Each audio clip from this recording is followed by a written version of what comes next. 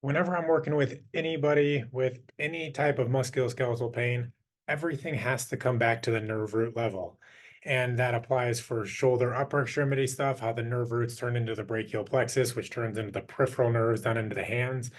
But it also happens in the spine, where if someone comes in and they have, let's say they have something down in their lower foot and ankle, and let's say they're having trouble activating their gastroc muscle, which is S1. Well, we need to look at the other muscles that are associated with S1 because everything goes back to that spinal cord level. We see this from a pain management standpoint. We know that a reflexive nature of pain or the quick response of pain happens at the spinal cord level and happens at the brainstem level. So even before it gets registered in our central cortex.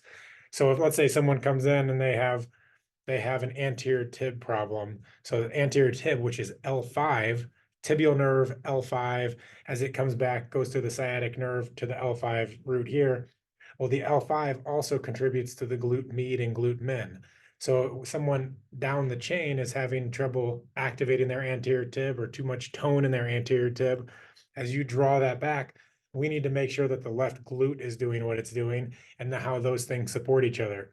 Because at the spinal cord level, this area is then perceiving that increased threat or the increased amount of sensation or the increased tone. So it's going to, on a resultant side, impact things down distally, but also have a impact more peripherally into the glutes.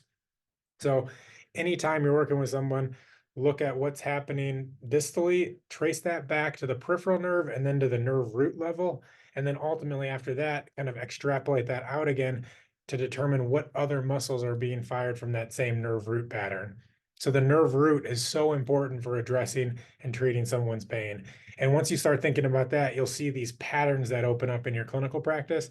And that's going to make you much more efficient in how someone's symptoms are both proximally and distally impacting how that person moves and how they experience pain.